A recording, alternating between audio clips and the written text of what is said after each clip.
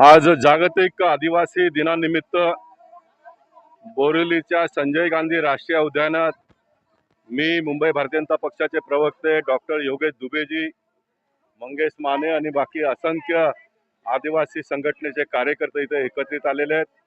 हजारोच्या संख्येने आदिवासी बंधू भगिनी एकत्र येऊन पारंपरिक पद्धतीने आदिवासी दिवस साजरा करतात।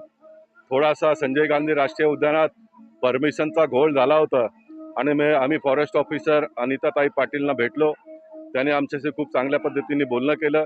त्यांचंही म्हणणं होतं का बाबा इतके वर्ष परमिशन मागितलं नाही लेखित, आणि या वर्षी मागितल्यामुळे कोर्टाचे केसेस सुरू आहेत। RTI ॲक्टिव्हिस्ट एकदम जागरूक असतात आणि म्हणून लेखित परमिशन दिलं तर एक नवीन अडचण निर्माण होऊ शकते, म्हणून तसं न करता त्या लोकांनी पारंपरिक पद्धतीने त्यांचा कार्यक्रम करावा। आम्हाला काही प्रॉब्लेम नाही। ते DJ वगैरे जे वाजवतात ते वाजवू नका, कारण इथे काही गोष्टींचा बंदी आहे।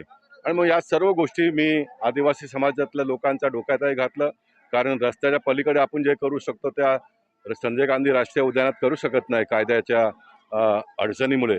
परंतु एकूणच दिवसाच्या वेळी आदिवासींना आपल्या पारंपरिक पद्धतीने कोणताही सण असो ते साजरा करण्यासाठी काही अडचण नाही, काही बंधन नाही आहे।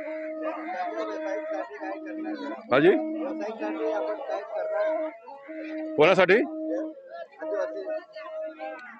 आदिवासी समाजासाठी सरकारच्या माध्यमातून खूप काय करण्यात येतंय। गेले अनेक वर्षापासून संजय गांधी राष्ट्रीय उद्यानातल्या आदिवासींना सर्वांना एकत्रित येऊन त्यांच्या जीवनमानात एक बदल येईल अशा प्रकारचा प्रयत्न केला। ग्राउंड प्लस वनचा 550 फुटाचा घर देण्यासाठी जागाही सर्व आम्ही एकदम समतोल केलं होतं, परंतु अनेक वर्ष प्रयत्न करून त्या लोकांनी मान्य नाही केलं। आता गोरेगावला आरे कॉलनीमध्ये 90 एकर जागा त्यांच्यासाठी आरक्षित केलेली आहे। आता ते आदिवासी समाजाचे नेते आणि सर्व मिळून कसा काय त्याच्यातून मार्ग काढतात ते बघूया आपण।